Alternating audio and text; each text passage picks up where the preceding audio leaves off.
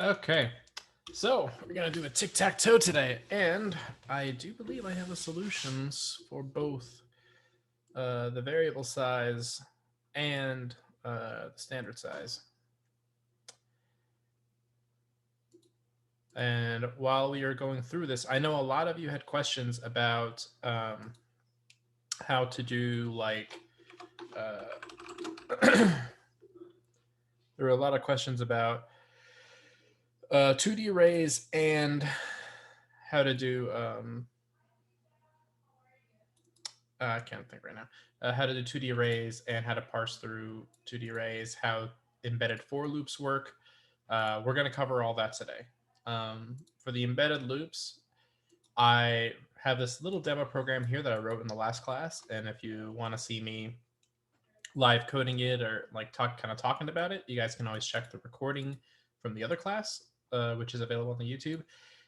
Recordings from last week. I don't know if anyone noticed that they're not up. There was a problem that happened with the conversion. Something happened like when Zoom was saving the recordings, and I don't know what, but they're not where they're supposed to be, and I can't find the files anywhere. The one recording I did find was corrupted, so there was a technical glitch last week. I do apologize. There are no recordings for that. But I'm going to run this program real quick, and what it's going to do is it's going to print out, it's going to just be a great demo of a for loop, because in the outermost for loop, we have the hours. In the innermost for loop, we have the minutes. And we're going to print out every hour of every minute, or every minute of every hour in a 24-hour clock. Obviously, the formatting is a bit off. When it's a single digit, it doesn't put the 0 beforehand. But, just pretend that it's like 0, 0 or like 0, 1, right? Like we normally expect for that. So if we go ahead, and in fact, just so that we can start from the beginning, I'm going to shorten this to just 12 hours. So it'll just print out from 0 to 11:59 because of this, because it's less than. So if we go through this, if we run, it's going to take a minute, but we can scroll all the way up to the start. Oh, that's from the last time I ran it. Whoops, went up too high. Okay, here. This is our execution. So when hour is 0, we start at hour equals 0 and minute equals 0. And as you can see, we keep hour 0, but we, on the right-hand side, we go through and we scale minute all the way up to 59. Once when we reach 59, we are done with this inner loop, and we jump out to here, right? There's no more code to execute here, so then we just start the loop all over again.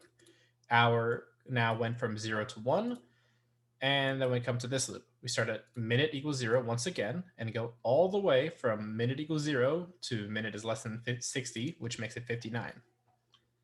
And as you can see, we do it again for hour equals 1. And we do it all again for hour equals 2, and all the way up until hour is 11, right? Because we're only going while hour is less than 12. This is the most basic demo of an embedded for loop that we could have. Really, for this class, it'll take some practice to pick up when you should use an embedded for loop, but anytime that you have a situation, like let's think about the 2D array, right? We have our rows and columns. Sorry, let me move my phone. We have rows and columns, right?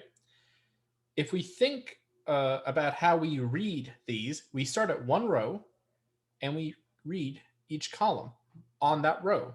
Once we've gotten to the last column of that row, we jump to the next row and we read from the beginning of that row to the next, right?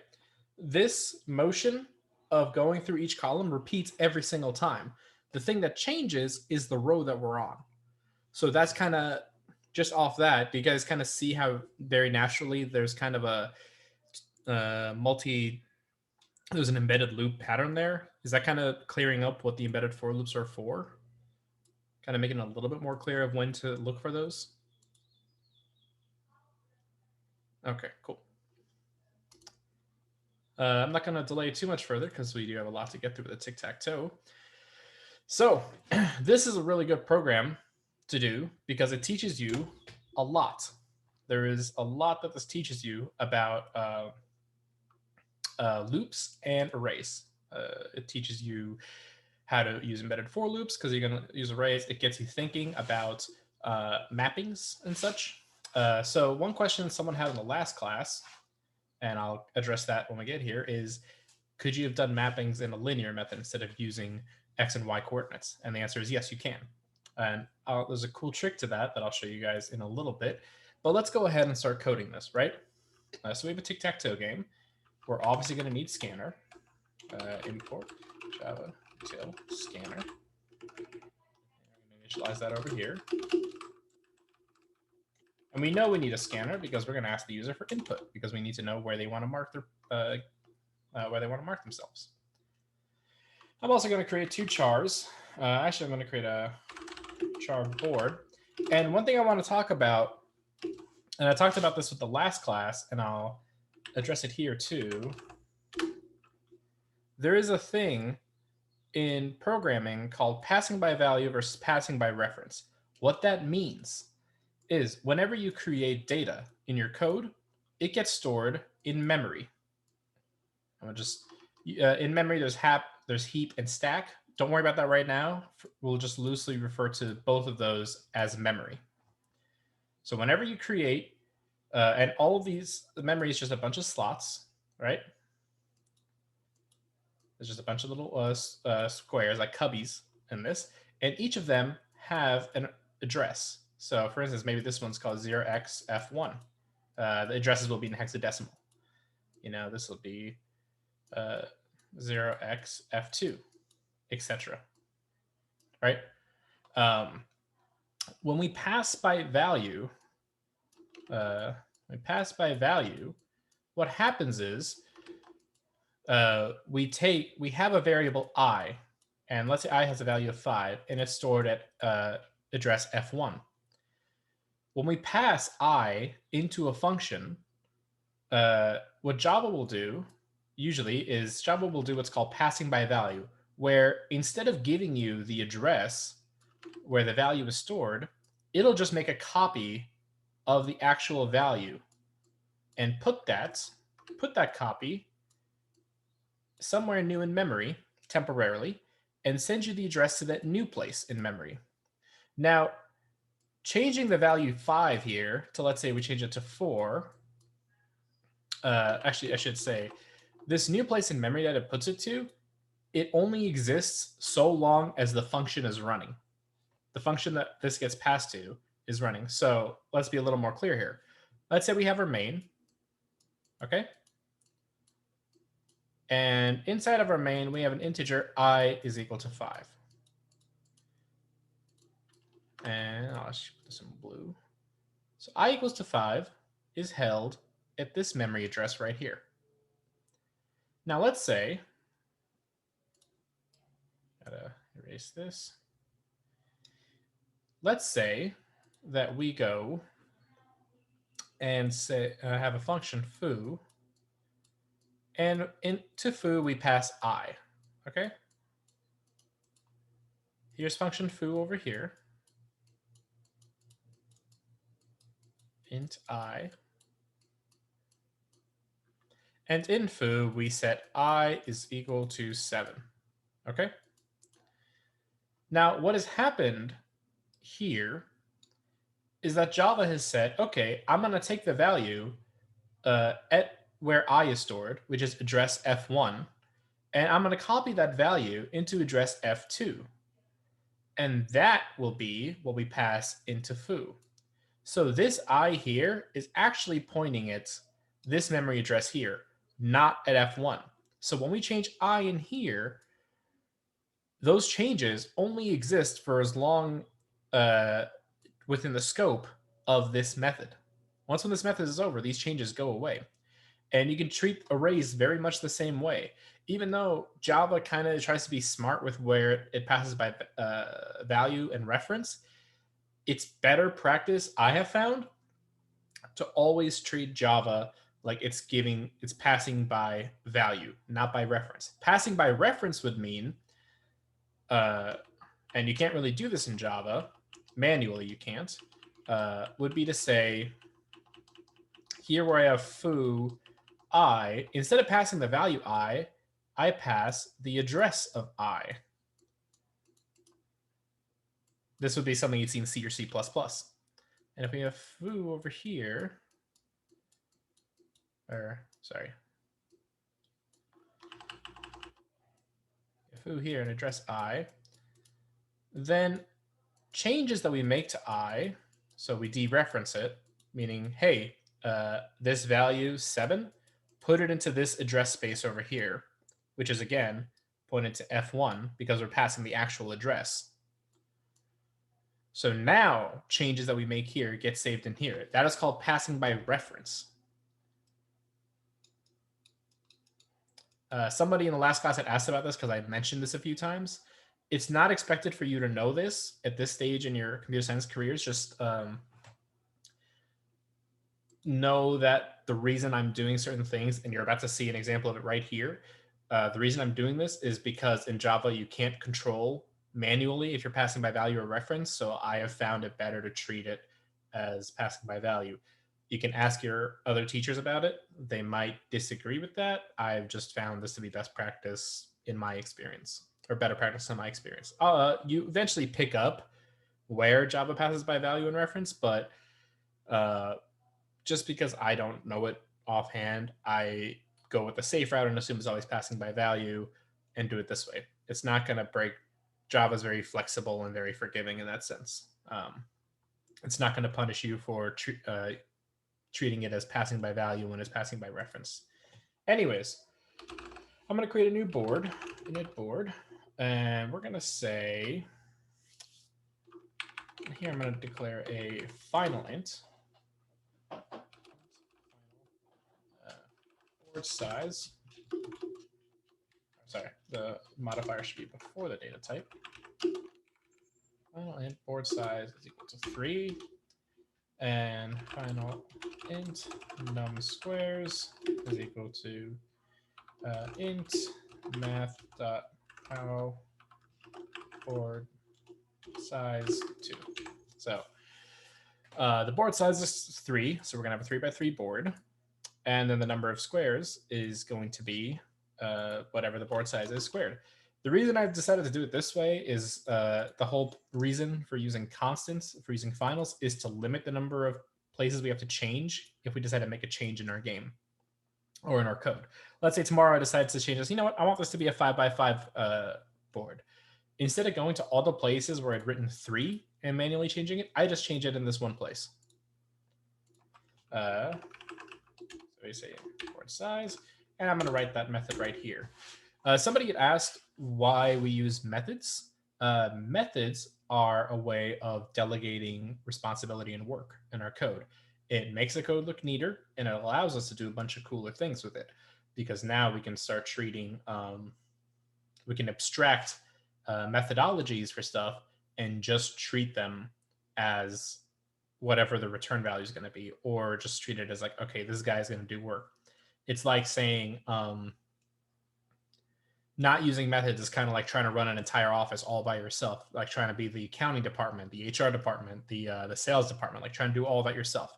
And instead of trying to know how to do all of that, just create agents responsible for doing these various things, right? So here we don't need to initialize the board right here. I'm just going to put that code over here, public static. And the reason why we use public static is because we're about to call this thing directly from a static method. We'll be revisiting the static word very soon when we get to classes. I believe next week is when we're getting into class functions and stuff, or how to use classes in Java. Anyways, public static char, it's going to turn two-dimensional char, right? Because that's what we're expecting here. We're creating a some kind of 2D char array, and we're using the return value of this. So the return value of this has to be board, or has to be a two-dimensional char array. And you could use string. I know some people use string. I just prefer when I do arrays to try and limit it to where possible to just using primitive data types. And the other benefit with char is char limits you to only one character, and an X or O or a space is just one character. So init board int size. So we're going to say for int row equals 0, row is less than size, row plus plus.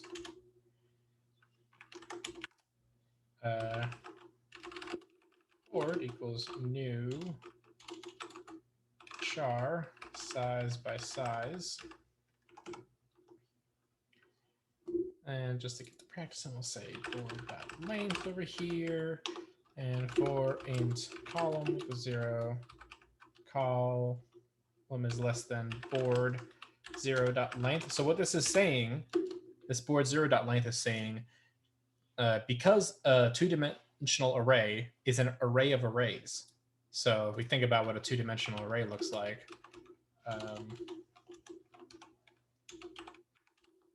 char array is equal to an array where each space, or each element within, is an array of a certain number of elements, right? Of n elements in each array. This is what a two-dimensional array basically boils down to. Each of these are arrays of n elements, right? Because we've created, let's say, just say x by n. We have x arrays, and each of these arrays, we have an array of x elements, and each of these x elements are an array that each contain n elements. So another way to, the way we kind of model that in more tangible thinking is a two-dimensional board. If we have a three-dimensional array, then it's good. We can kind of model it as a three-dimensional graph almost.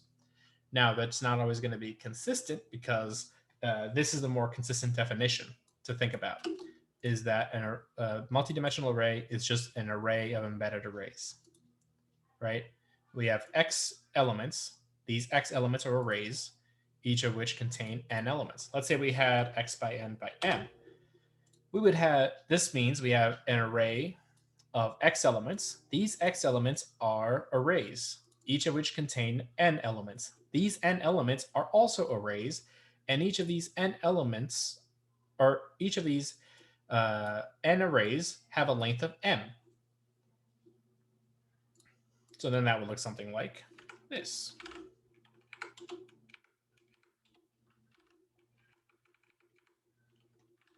And each one in here would be A, B, C, all the way to, or I should say, well, in this case, yeah, it's char. So A, B, C, all the way up to M, right? Cool. So let's move on. Column plus plus. What I'm basically doing here is doing what's called kind of a sanity check. Or I'm initialize. I just initialize values. Now, you could make the argument that I don't need to do this because Java will already initialize all of the slots in my array to spaces, and newer versions of Java might. But we don't know that for certain, and it is better practice to be 100% certain that this is what our initialized value is. Because if our initialized value is not this, and we write all of our code with the assumption that the initialized value of a char is a space, then we're going to run into some issues later on with our logic. So it's better to be completely clear and initialize it this way. And then when we're done initializing the values on the board, I'm going to return the board. Bam. We've created our board. I also want to create player 1 is equal to x, and player 2 is equal to O. You could also do it the other way around. It doesn't matter. These are just going to be constants that I create. And in fact, we can even say final char. I'll make these capital so that they're following our convention. And I probably want to put these up here with the rest of the finals. Okay. And Yeah. Initialize bars. I also often get questions about comments.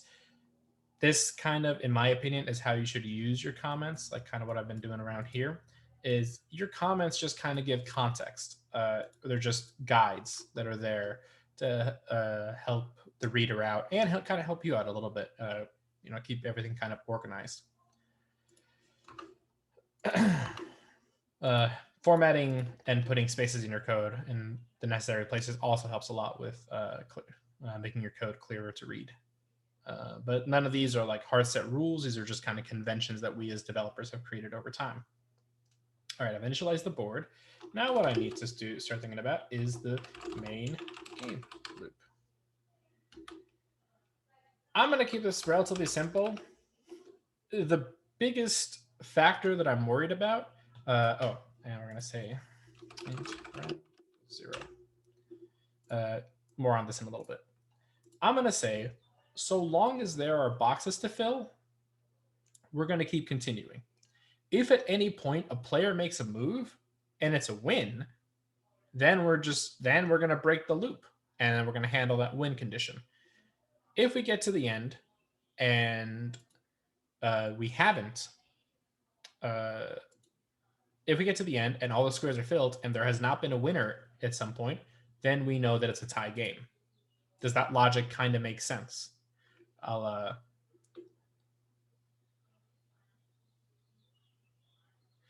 No, Justin. So board 0 is we're going to check the first row we're going to check the first array element and get the length of that.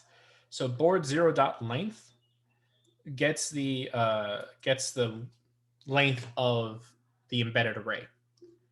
So if we think about it in terms of so board.length gives us how many rows there are, and this only applies to a 2D array. This is like kind of a more general, more human-friendly way to describe it. Board.length gives us the number of rows.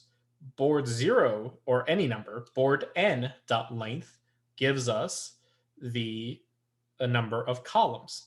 Because what that does, remember, we've got embedded arrays. So if we think about this, board is just an array. Let's say size is 3 in this case, right? We have 3 subarrays within our board, and each of these arrays have a length of 3, right? And in fact, I'll just say 4, 5. These numbers aren't actual values within the arrays. These are just here to kind of serve as a guide. These are just slot numbers. So let's take a look at. In fact, well, I'll just leave it like this for now. So board 0. So if we look at board 0 is equal to 1, 2, 3, right? If we think about board.length is equal to 3 because there are 3 of these, right? 0, 1, 2. Board 0 is this first one over here. And again, this isn't an actual thing in the array. This is just like labeling that I'm using here. Board 0 is this array right here, and its length is 3. Is also 3, right? Because it's a square. It's a square array. But let's say it had 4 over here, then board 0.length would be 4. Okay. And we'll just put another n over here. Because if one of these is 4, then all of them have to be 4 as well. You're never going to run into a situation where you have an array where one's length is different. It's not that it helps keep, but that is effectively how we get the column size. Because again, it's like bridging that gap, right? The strict definition of a multidimensional array is not that it creates row by column relationships, but rather it creates arrays within arrays within arrays within arrays. we can use this relationship to model the row by column matrix that we create in the real world. Because if we divide it all up into if we just think of each row as a separate array, then each row is an array with a certain with a column number of elements within it, right? So it's not that uh, this is how you do rows and columns. It's that we can use this definition of a two-dimensional array to model row by column relationships. Does that make sense? Because that is a very, very important distinction, and that's kind of the logic you should approach most of computer science with. A lot of this stuff are just structures.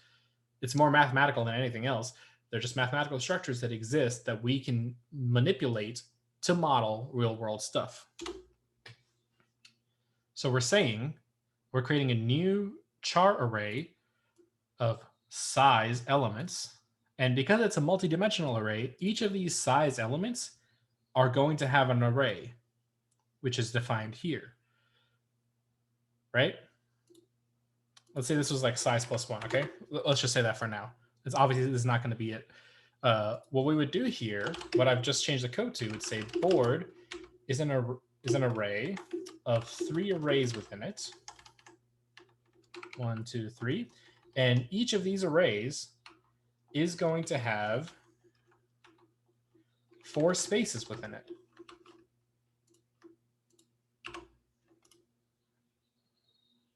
Cool. I'm glad it makes sense now. All right. We've initialized the board. So the main game loop is going to be while round is less than the number of squares. So basically, while there are squares to be filled, we're going to start doing our main game. I'm going to say char current player is equal to, and this is going to be a good review of the ternary operator, if round modulo 2 is 0, then player 1 will go. Oops. Otherwise, player 2 will go. So again, this is the exact same thing as just having an if statement here, but this is called a ternary operator. You can Google it. There's a really good Veildung tutorial like that. It's the first thing that comes up if you say, ternary operator Java. Does a really good job of breaking it down into detail. But basically, we're saying we're going to assign a value to current player, and that value is dependent on this Boolean expression. If it is true, then we're going to assign this value to this variable. If it's not true, then we're going to assign this value to this variable. This is what a ternary operator does. All right, so we've got our current player, and we're going to say system.printf player capital C to make it capitalized. Mark where you want to go, where you want on the board. And I'm going to create a method here called print board. I'm going to pass our board in there. Public static void, because it's just going to be a print statement. Print board. Oops. Char, two-dimensional char array named board. So we're going to say for int r equals 0. Actually, yeah, I'll just copy this whole thing over here. And we're going to use printf once again. System out printf. We're going to say C. So basically what I'm doing here is for each column in a row, we're going to print out the character value inside of square brackets. And then add a new line after each row, because otherwise it's going to print 9 boxes in a single row. This way I can put them in a 3x3. And new line here.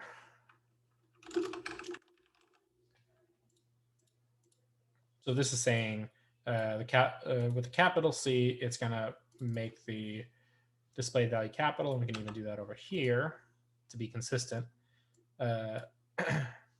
Yeah, it's going to force this char to uppercase. So we're saying player, current player, mark where you want to go on the board. So here, we're going to ask them int x equals scanner.next int, y equals scanner.next int. And in fact, what I'm going to do, actually, I have to do that here.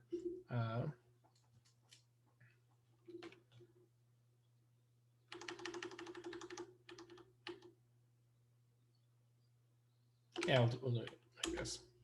I'll say while is valid move player XY board. Oh, they don't give us a valid move. We're going to say system out println that is not a valid move. Try again.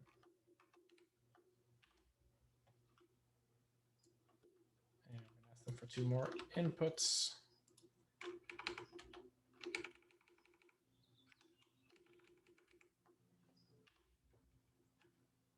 Actually, I don't really care who the current player is for this. We're just going to do a move.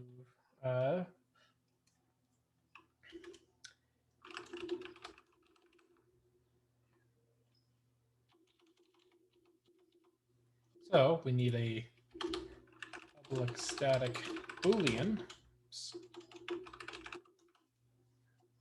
Boolean is valid move that takes int x, int y, and then char. So we're going to label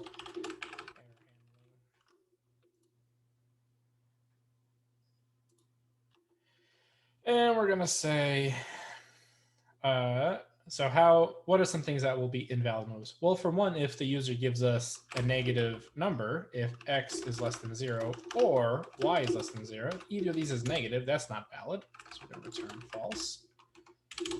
If, and what I'm doing here, I know some people get confused by this exclamation point. So the easiest way to think about it is to say,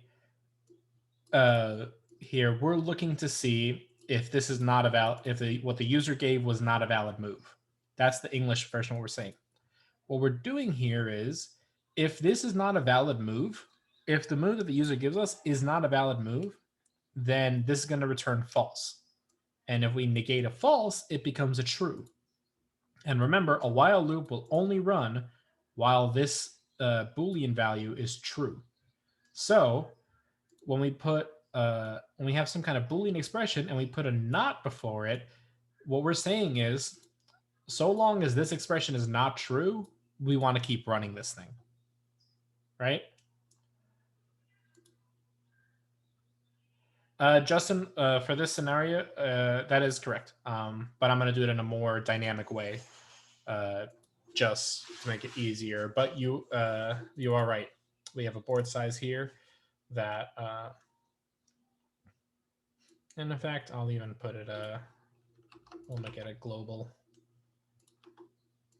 And we'll have to put static for each because we're going to reference it from a static context. So we'll say, so if x or y is less than 0, this returns false. If x is less than board size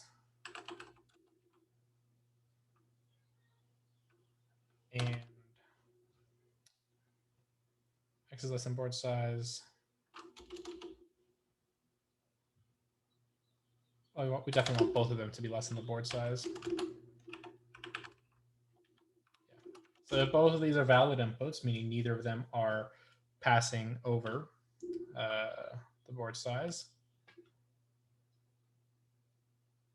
then we say return if, meaning we know for certain, we've sanity checked, we've sanitized their inputs. We know for certain that x and y are going to be within the board at this point.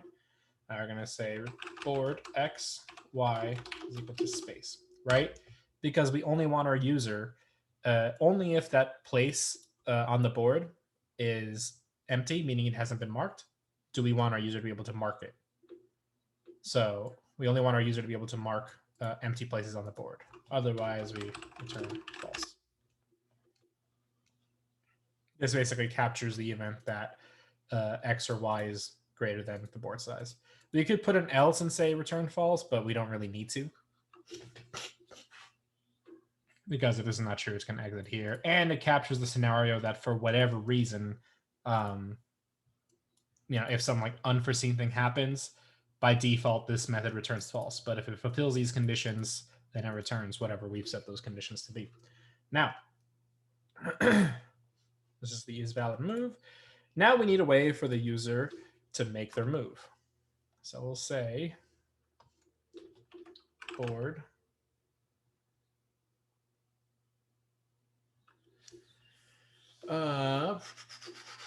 board equals update board X or current player X, Y board. I'll go ahead and make that method here. Public static char 2D array update board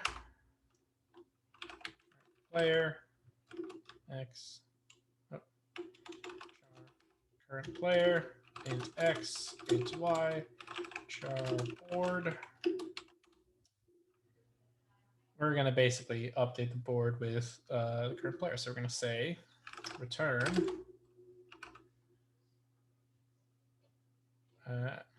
say board at X and Y is equal to current player return board. And then once when the board is returned, I'm going to check if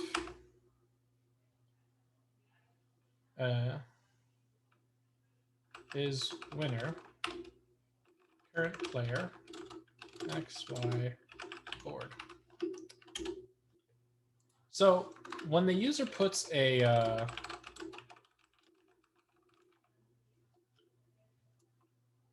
when the user marks the board, after they've marked the board, we want to check and see, based on where they marked, do we have a winner? Now, you could just have a series of if-else statements that check every single row and every single column and both diagonals manually if all of these are equal to the player. In that case, you wouldn't need X and Y. You would just pass the board and the current player. But what I'm going to do is I'm going to build a more dynamic approach to this. So here's what I'm going to have. So first, we want to check rows. Or we want to check the row that we just marked. Because that's the only row we're interested in, right? We just marked that row. From that row we're at, do we have a winner? Well, if we think about how we traverse in a single row, the X remains constant, and then we check each Y, right? Because that's how the row works. We keep the outer array index the same, and then we check each inner index within that row. So we'll say for int I equals 0, I is less than, because we're checking the rows, we need to know the number of columns, board 0.length I++. And we'll say if board at I Y, sorry, no, the other way around, at xi, and we keep ax the same, we marked at some row, yeah. Let me increment the I, then that's going to check along the columns. If board at xi is not equal to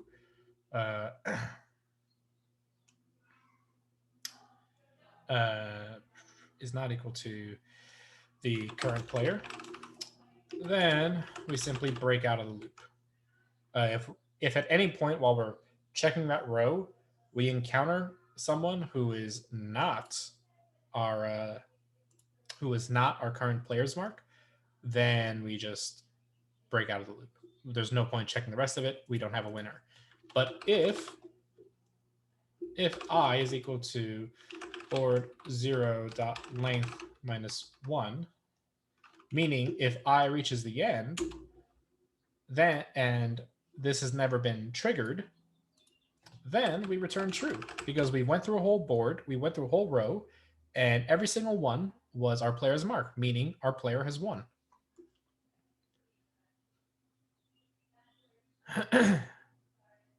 Right? Makes sense? Next, we're going to check the columns.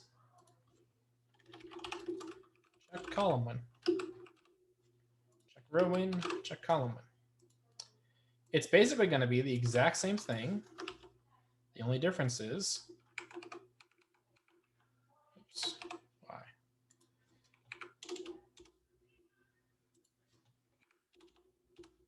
This time we're just jumping based on the rows.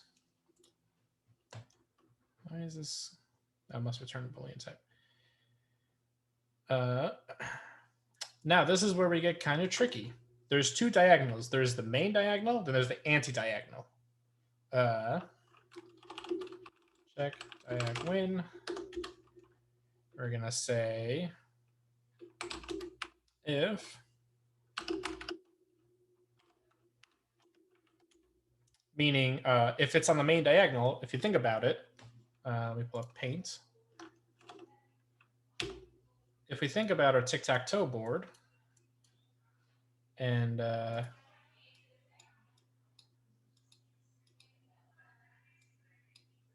we think about the coordinates for each of these, this is 0, 0 on the diagonal.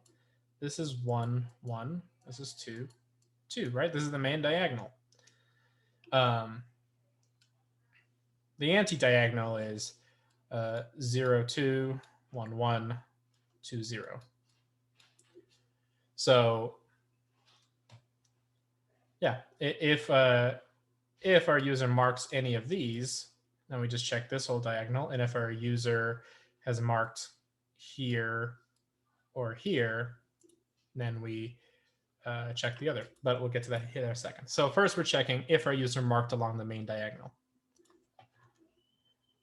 Check diagonal win if user marked along main diagonal. So we're going to say for int I equals 0, I is less than board.length I plus plus. Actually, in this case, more, yeah, we could use board.length, that's fine. If board at I does not equal current player, then we break. But if we get to the end of the diagonal, meaning if I is equal to board.length minus 1,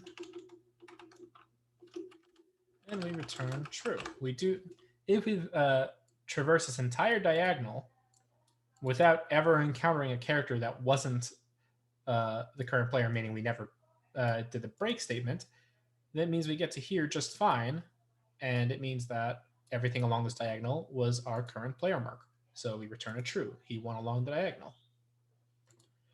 And then if, now we're going to check the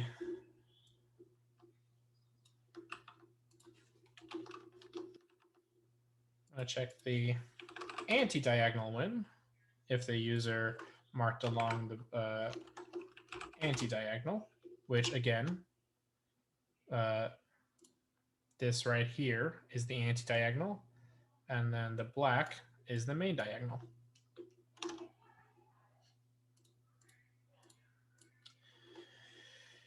So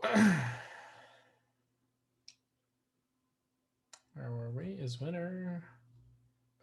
There we go. If x plus y is equal to board.length minus 1, because remember, the way we, like, if we even like expand this, to be say a 1, 2, 3, 4x4, right? If we think about the main diagonal, 0, 0, 1, 1, 2, 2, 3, 3, then this is 0, 3. This is 3, 0. Actually, it would have to be odd number. Okay, that's another thing too. Tic-tac-toe board, always the sizes always have to be odd, right? Because otherwise, well, actually, let's think about this for a second.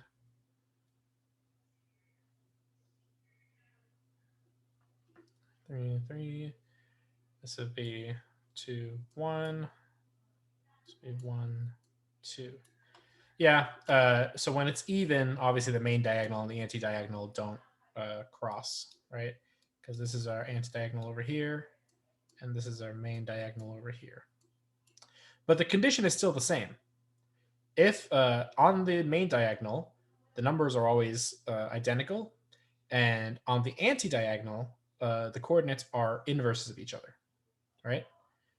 Meaning the or additive inverses, or I don't know if I'm using the term right, but basically the sum of them always adds up to the max index, and we know the max index is always the length minus 1.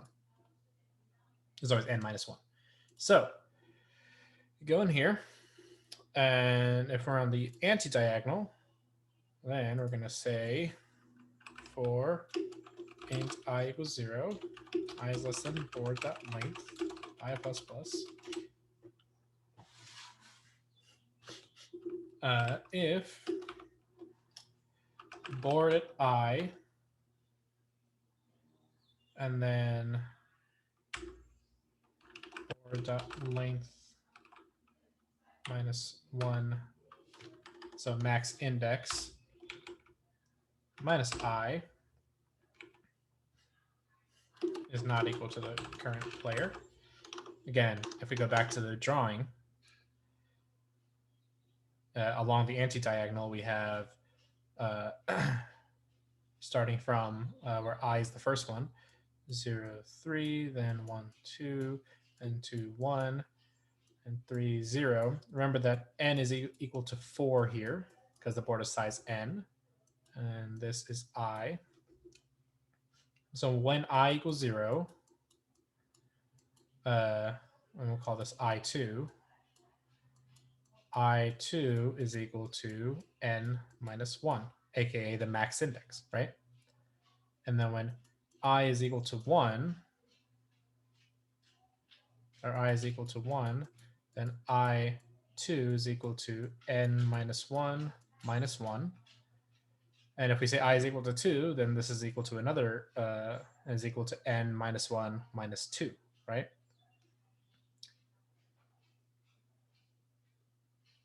Right? N minus 1, which is 3, minus 2 is 1. So we can abstract this to mean I2 is equal to n minus 1 minus I, meaning the second coordinate is always going to be the max index, n minus 1, minus whatever value we had on the first index. Identical current player, we're going to break. If we get to the end, meaning is if I is equal to board length minus 1, then we return true.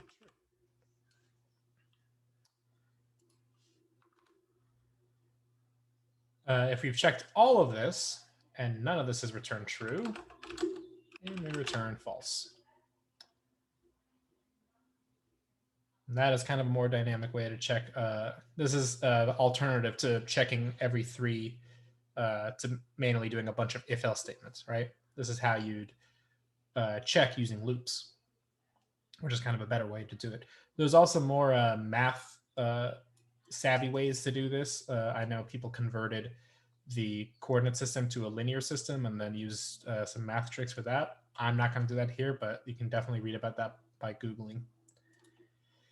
So if we get a winner, and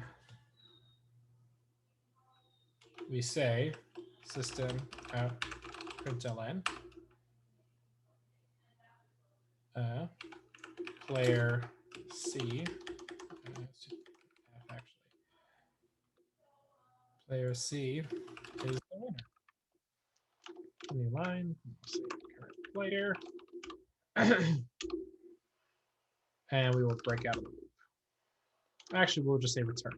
That'll end the execution of the entire program.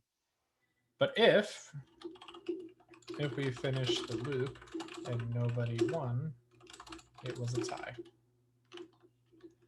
System out println. Game was a tie, no winner.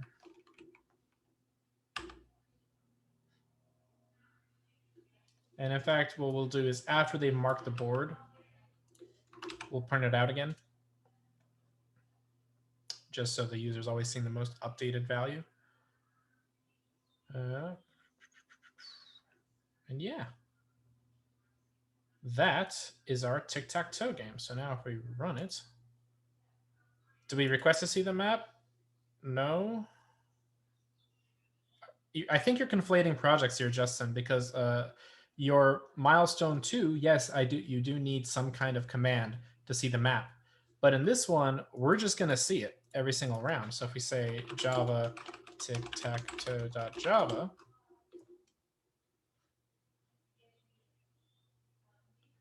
you're going to get some errors. Oh, 71 and 84.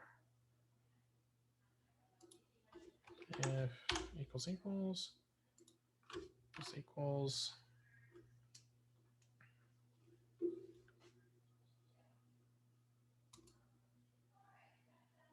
Yeah, that is correct, Arish. It's a grid that's going to be rooms connecting to halls, right? Review the lecture from that week and check the graphic that I have in the milestone 1 project sheet. That should give you a pretty good idea of what you need to have.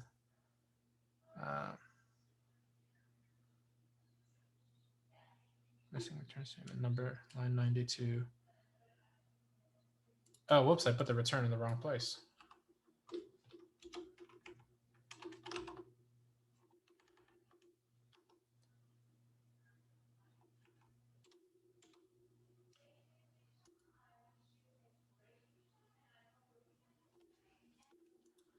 Oh, oops, nope, not run.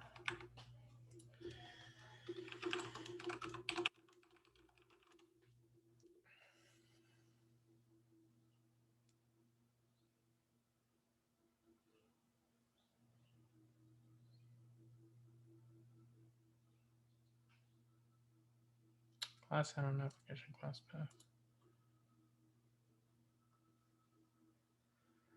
What?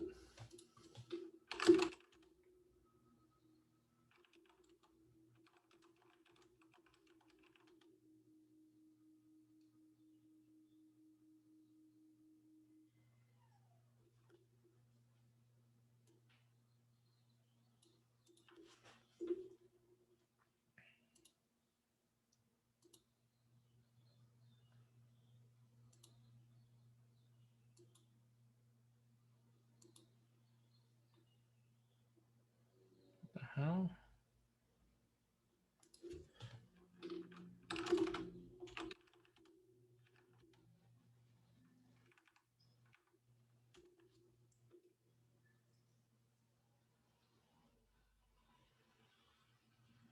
Cool.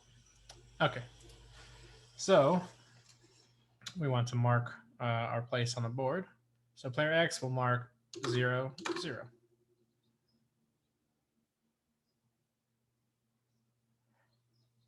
I actually don't like that.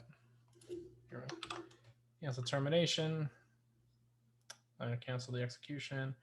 I'm just not going to have this extra print state. Nope. So I got to have this extra print board over here.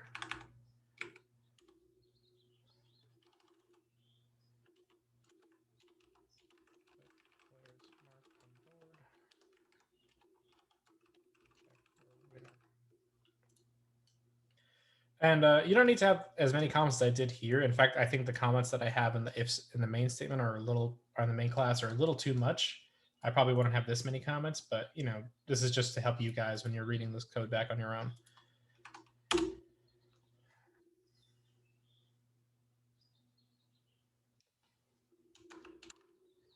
And then if player oh, whoops, here's a problem.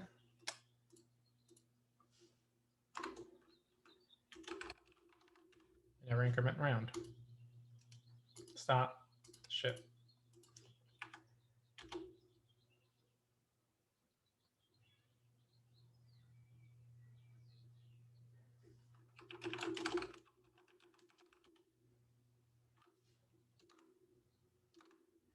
And if player O tries to mark where the player X went, it's going to say it's not a valid move. Let's say he gives us a negative number.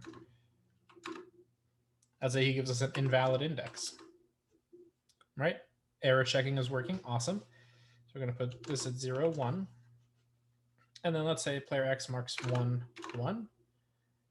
Player O marks 0, 2. And then player X is going to mark 2, 2. Player X is the winner. Yay. Cool.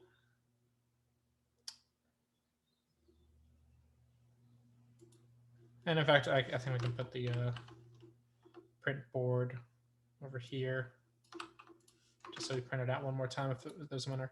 But yeah, that is our very, very basic. This was the tic-tac-toe game in its most basic form. For the advanced tic-tac-toe, it's very similar. There's only a few, and in fact, like the big thing of the advanced, the extra credit version, the big thing for that was to do what I did over here, where I have a bunch of loops checking it.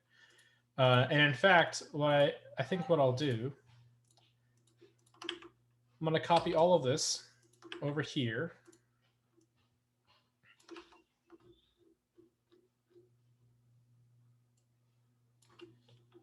Like that, or I'm going to say advanced tic-tac-toe. Give me just 1 second. What I'm going to do is I am going to change the winner check to be the super basic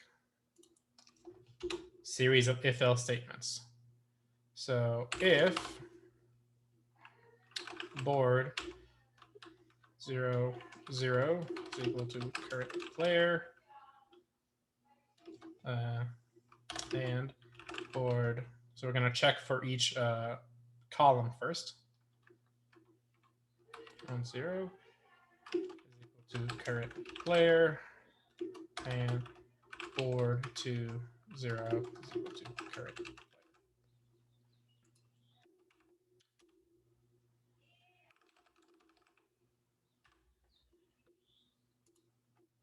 And then we're just going to keep copying this, else if, and then we're going to put it to the next column, right? We checked the 0th column. Now we're checking the first column. Now we're going to check the second column, or the 2th column. Now we're going to check rows. Else if this, in this case, it's going to be 0, 0, 0, 1. So everything in the 0th row, every column in the 0th row is kosher. And we return true. Else if we change these to be 1s, then else, next an extra space, and we change these to be 2. Lastly, we need to check our diagonal and anti-diagonal. 0, 0, 1, 1, 2, 2. And then the anti-diagonal.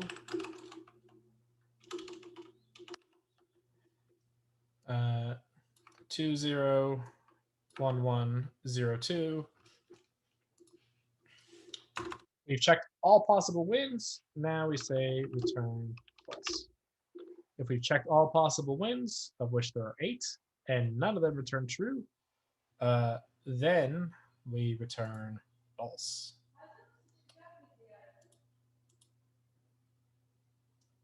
Cool. Now, the advanced tic-tac-toe. The only thing that was different here that you had to do was through the arguments, for the terminal, is using the string args, you wanted to build a what do you call it? Build a board. So args at 0, and then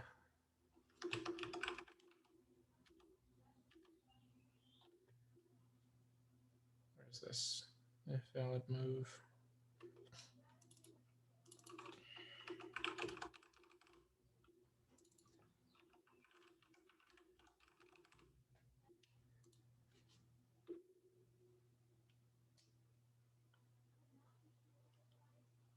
Okay. Here we dynamically check the winner. And I believe this is really all we have to do. Wait, I have a question, Professor. Yes. So on the very last line, there's something called coal. Where? The very bottom of the. Yeah, that's what the very you said in the for loop. Column. Yeah. Oh, column. Okay. This is just the iterator for the inner loop that I've created. Okay. Do you have one for the rows, or do you just have one for columns? No. Cool. Cool. And if we run this, so when you guys go to run this, you need to call Java advanced tic-tac-toe, and I'm just going to give it a board size of 5.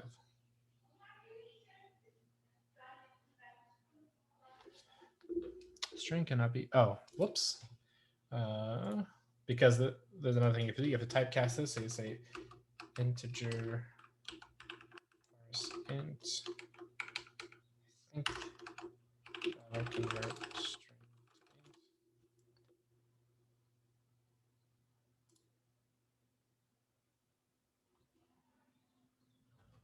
And it goes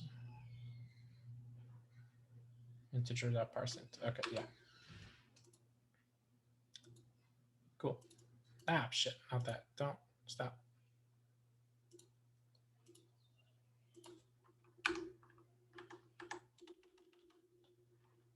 The compiled one. Oh, and look, we've got a 5x5 board.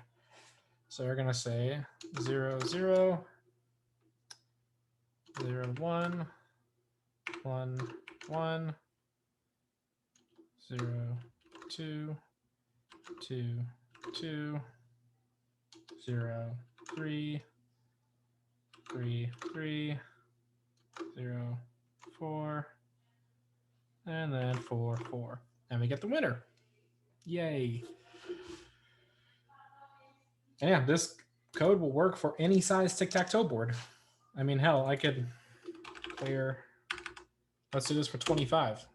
Obviously, we're not going to play through this thing because it's massive, but well, you could do it. And this is how you make a tic-tac-toe board for a variable board size. The only real big differences between the main differences between these two,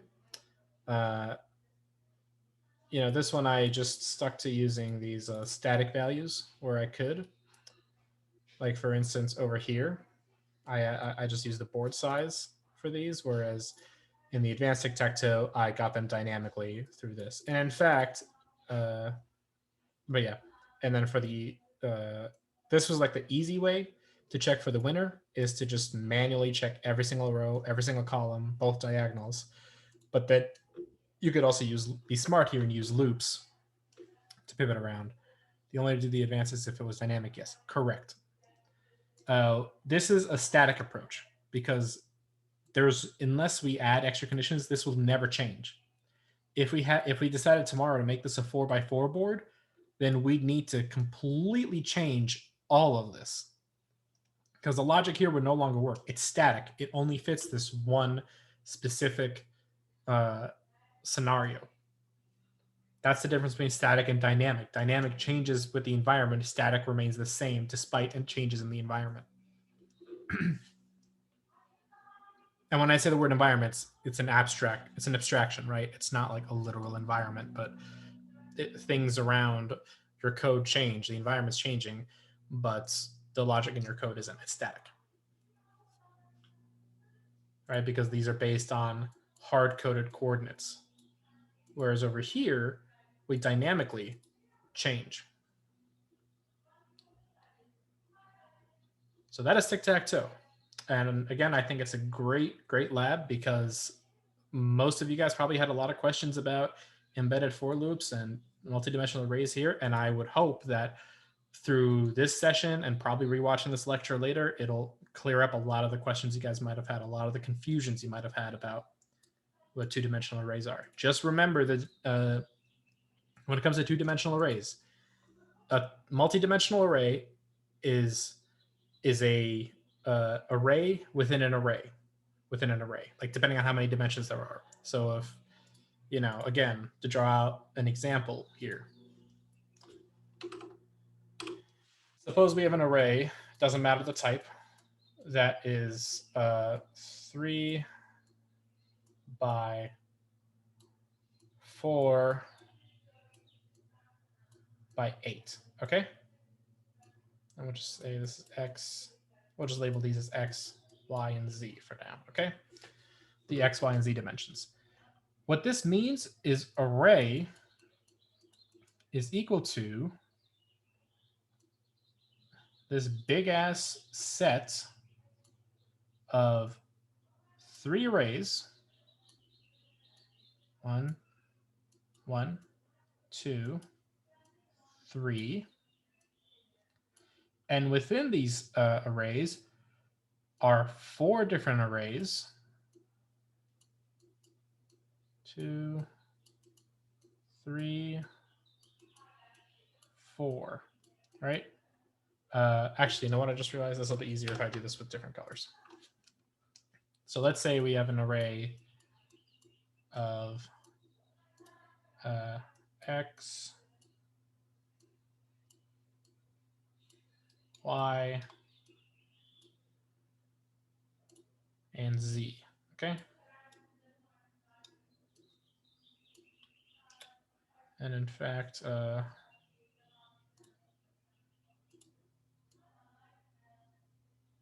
let's make x green. Okay, x, y, and z. All right. What this means is array is a gigantic array, as an array of 3 arrays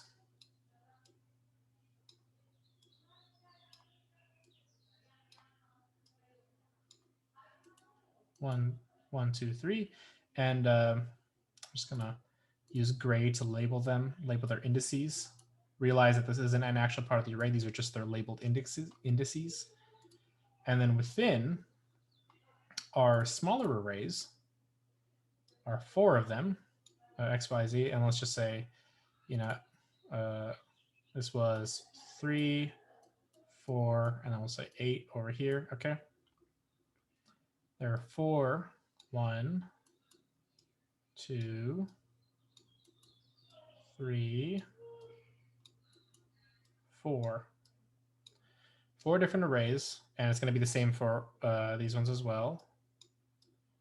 1, 2, 3, 4, right?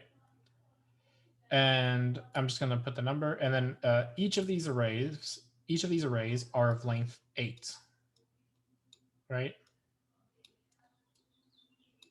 Each of these arrays have 8 slots within them. So if I say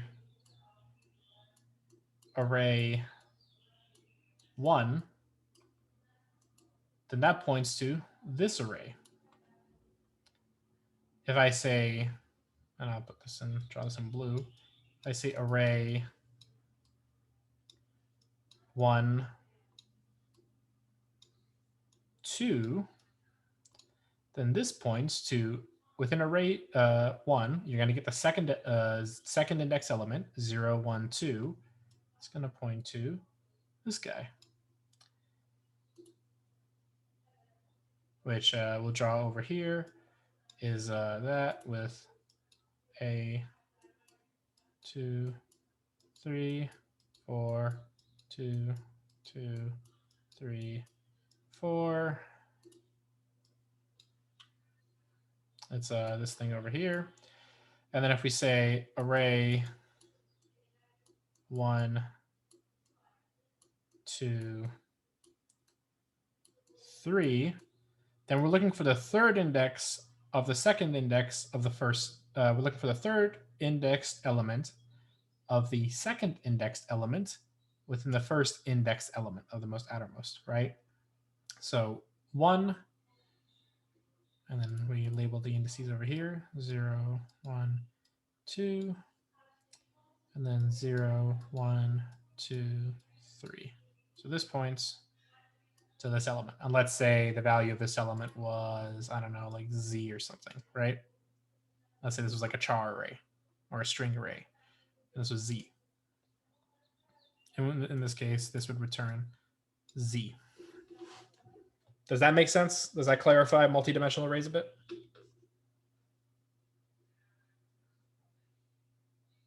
It can be very, very confusing when you first start, but just remember, multidimensional arrays are just embedded arrays. That's all they are. It's bad to think of them as grids because then you get really confused when you come into three-dimensional arrays. Think of them more as the definition of a multidimensional array is that it's an array within an array within an array, but we can use that relationship to model real-world stuff like two-dimensional, three-dimensional, four-dimensional graphs, okay?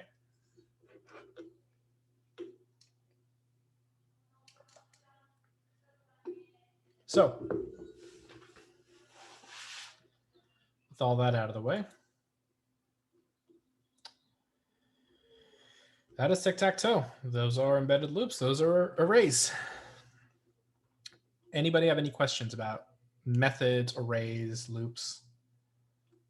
Because from here on out, and I'll do a soft recap next week, but from here on out, we're going to be going into classes. And it's very important that at the very least you understand methods when we get into writing classes because, or to like the basics of object-oriented programming, because you should have methods down by the time we get into object-oriented programming.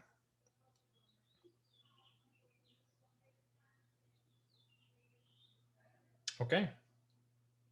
If no one's got questions, then I imagine that all of you understand it now. Continue to work on your milestone 2. Those are going to be due at the start of class next week, and that's all you have to do for this coming week. Let me double check before I say that, actually. You might have a pre-lab. Yeah, you have to pre-lab. So think the pre-lab is basically trying to get you to start breaking down real-world objects into classes. And I'll talk more about that next week, what I mean by that, but try your best. Think about what components make up a real-world thing. Think about how you could model those things programmatically. Not necessarily like in Java. You don't have to draw it out in Java, but just think about like, you know, for instance, you can think about animals, you know, if you think about all animals as a class, like what features make up an animal, right? How could you categorize those? You know, like maybe their features are their fur color, and then like they have specific things that they could do. Like if the animal's a bird, it can fly. If it's a dog, it can bark. Really start thinking about the concept of states versus states versus behaviors. I'm not going to tell you exactly what that means. I want you guys to kind of think about it and try to extrapolate your own meaning and just try your best at approaching this prompt. Obviously, you don't have to do anything programmatically. Keep it short, guys. Just one paragraph should be enough, not even. But it doesn't have to be super dense. Don't make it too sparse either. But I really don't want to read essays for this. Yeah, just try your best. and try your best to approach it, and think about what you guys have covered in your 210 classes. You had a question about the extra credit? Yeah, sure. What's up, Justin?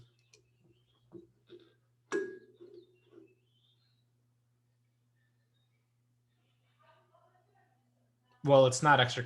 Did I say it was extra credit? This is not extra credit. This is just to earn credit for the pre-lab this week. So yeah, once when you enter it, again, I don't use the iLearn gradebook. Once when you enter it, I have it marked down that you did it. It says you can earn up to 10 points extra credit by correctly answering your peer's question in the thread. Yeah. If you answer people's questions and I think you do a good job, I'll kind of rank it on a scale of 1 to 10. Okay. So it's not just answering, but it's also like the quality of your answer can earn you the quantity or how frequently you answered questions can earn you the 1 to 10 points. Okay. Any other questions? Okay. Well, best of luck, everybody, with your milestone 2s. And next week, we're going to be talking about object-oriented programming.